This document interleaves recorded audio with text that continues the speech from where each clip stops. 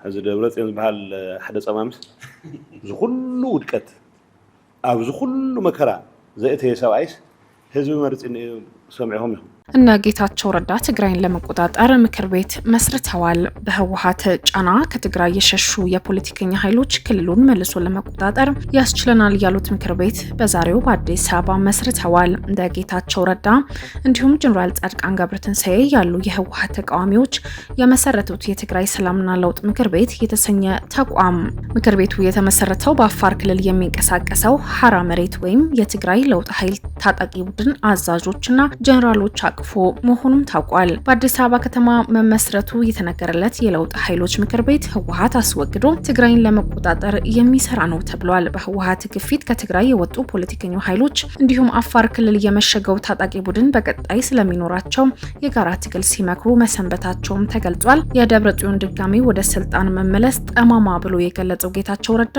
በቅርብ ቀን መቀሌ እንገባለን ሲል ተሰምቷል። ጌታቸው ረዳ ቃል በቃል እየተናገረው ተርጉመን አቅርበናል። ቻናላችን ላይክ፣ ሼር፣ ሰብስክራይብ በማድረግ ተከታተሉን። እንቀጥላለን። ጌታቸው ረዳ ንግግሩ እንዲህ ብሎ ይጀምራል። ደብረጽዮን የሚባል ጠማማ ይሄ ሁሉ ውድቀትና መከራም ካስገባን በኋላ ምንም አይነት እፍረት የሌለው የትግራይ ህዝብን ለማስጨረስ ወደ ኋላ የማይል ኃይል ትግራይ በሚቆጣጠርበት ሁኔታ ሆነን ምንድነው መስራት ያለብን ለሚለው ይህንን ሁኔታ ማሳጠር ነው ያለን እርምጃ። ይህንን ለማሳጠር በተቻለን አቅም እያየው ነበር። ከስልጣን ተባረዋል የሚባል 100% እውነትም አይደለም። ማኝነት ሚዛኑን ለመረዳት እኔ አንድ ምሳሌ ልሰጣችሁ እችላለሁ። ከድቷል ያልነው በተለይም ደግሞ በምንፈርድበት ሰዓት ፕሪቶሪያ ከፈረመን በኋላ ከድቶ ሄዷል ያልነው ሰው አሁን አቀንቃኒና ታጋይ በመሆን መድረክ እየመራ አይቻለሁ ይላል ጌታቸው ረዳ። በመቀጠልም እና አዲስ ዓለም ባሌማ አዲስ አበባ ተጠርቶ ከአብይ ጋር ቅርርብ ስላለን እዚሁ ሁሌ ባገለግል ይሻላል ብሎ እዚህ ቀርቶ ከዛም ከተደበቀ በኋላ እኔ የተለያዩ ድሎች ለምኝለት ወደ ውጭ ሀገር ሄዶ ንብረቱን እያስተዳደረ ያለ ሰው ነው። በተሳተፈው ወንጀል እንዳይጠየቅ ማድረግ የሚችልበት እንቅስቃሴ እያደረገ ነው። በሰላማዊ መንገድ ለውጥን ለማምጣት የማይፈልግ ኃይል ከስልጣን ተባሯል ማለት ይከብዳል። ተባሯል ብዬ አላስብም። ትላንትና ማህተም ለመንጠቅ ልክ እንደ የቤተሰብ መዝናኛ እያደረጉት ያሉ ኃይሎች ናቸው። በየቤቱ እየሄዱ የጌታቸው ቃዚ ነው የጻድቃን ቃዚ ነው እያሉ ሰዎች ናቸው። ባለኝ መረጃ መሰረት የትግራይ ህዝብ ወደ ጦርነት ያላስገቡት ምክንያት ሰራዊትና ህዝቡ እምቢ ወደ ጦርነት አልገባም ስላላቸው ነው። ህወሓት የሚባል ፓርቲ የለም፣ እሱ አልቆለታል። በአሁኑ ሰዓት ተሰባስበው ህወሓት ነኝ እያሉ ያሉ ሰዎች እድሜያቸውን ለማሳጠር እንዴት አድርገን እንቋጨው የሚል የምንመካከርበት መድረክ ነው።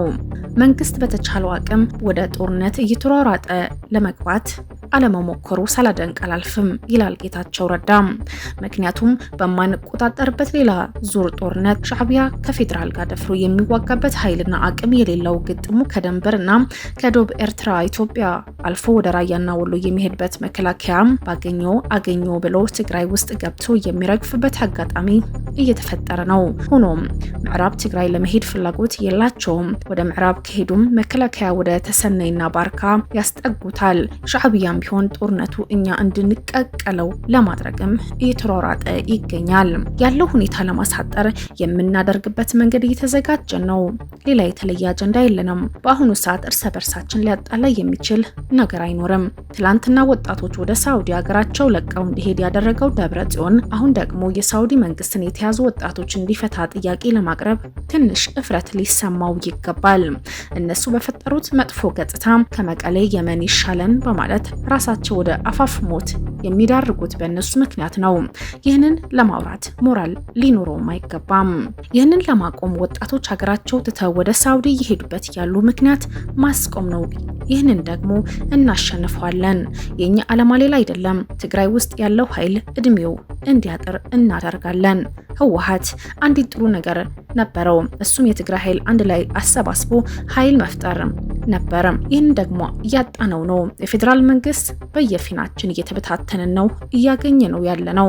የፌዴራል መንግስት እዚህ ጉዳይ ውስጥ እጁን ማስገባት ካለበትና ኃይሉን የምንቆጣጠርበት የምንችልበት አጋጣሚ ካለ ብቻ ነው የምንሰራው አብረን የሚል መልእክት አስተላልፏል። ለመዋሸት ትንሽ አያፍሩም። ያለው ኃይል ከኛ ጋር ነው ብለው ያወራሉ። ትንታኔያቸው መስማት ለተሳነው ሰው ማሳመን አይችልም። እኔና ጻድቃን በዚህ ጉዳይ ላይ አብረን እየሰራን ነው። መድረኩም ለዚህ ነው ያዘጋጀ ነው። መቀሌን በአጭር ጊዜ እንገባለን። ይህ አያጠራጥርም። መቀሌ ገብተን ትግራይን የሚመስል ኃይል ልንፈጥር ነው። ደብረ ብርሃን ድረስ ያደረሳቸው ጀነራል ያጡ አመራሮች ጉራና ዛቻ እያሰሙ ናቸው። ከፌዴራል መንግስት ጋር እያወራን ነው። ትግራይ መምታት ከተፈለገ ለይተህ ምታ እያለን ነው። የትግራይ ወጣት በማይመለከተው የሚመታበት አጋጣሚ ሊኖር አይገባም የሚል ድምዳሜ አለን። ከዚህ በፊት እየተከላከልኩ ነበር። የትግራይ ህዝብን ከሚጨርስ የ70 ዓመት አዛውንት ተሰባስበው ብዙ የዘረፉት ንብረት አለ። ወይም በጸሎት ወይም ደግሞ ድንገተኛ አደጋ ሊጠፉ የሚችሉበት አጋጣሚ ካለ መፈለግ ይቻላል። እኔ ግን ልክ እንደ ጌታቸው ረዳ የእነሱን እድሜ የምናሳጥርበት መንገድ እንፈልግ የሚል ሀሳብ ነው ያለኝ። ሪከርድ ዞን